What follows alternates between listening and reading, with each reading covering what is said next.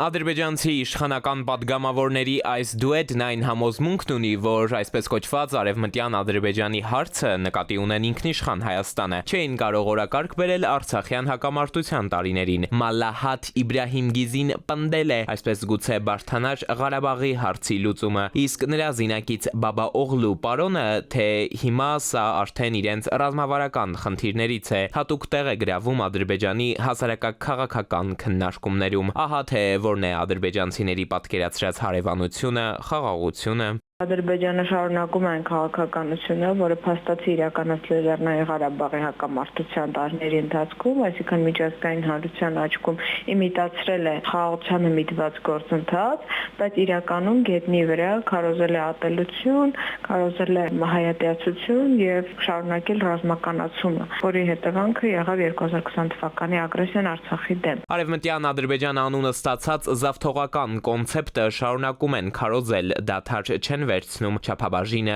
չեն քչացնում, ընդգծում է փորձագետը եւ շեշտում այս ամենը հայերի հետ խաղաղություն նախակնքելուց նույնիսկ 3 ամիս հետո, թեպետ Ալիևը Ամերիկայի նախագահ Թրամփի առջև երթում տվեց, թե նախ ճանաչում է Հայաստանի տարածքային ամբողջականությունը եւ հետո խոստանում հարգել մեր քաղաքական միասնությունը, ու այս ամենը հեռուստաքարոզով չի սկսվում ու ավարտվում։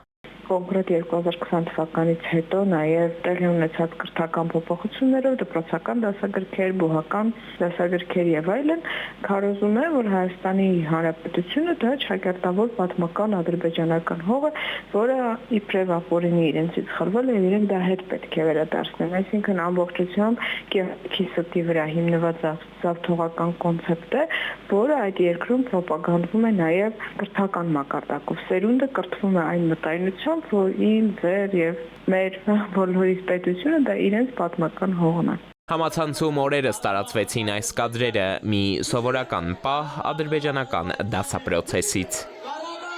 Եթե այդպես է սերունդը կրթվում, ապա ինչպես հնարավոր է խոսել խաղաղության մասին։ Իհարկե խոսում էին Հայաստանի հանդեպ տարածքային հավակնությունների մասին, Երևանի,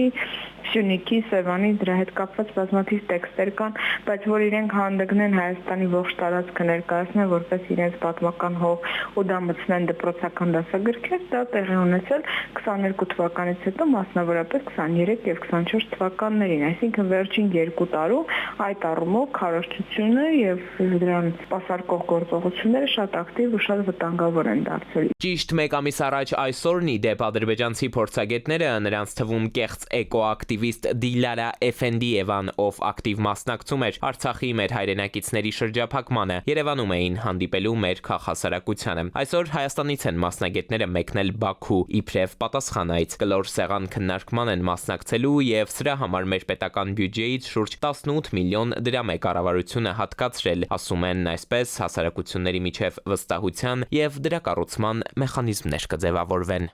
Էդուարդ Պողոսյան, ժամը լրատվական։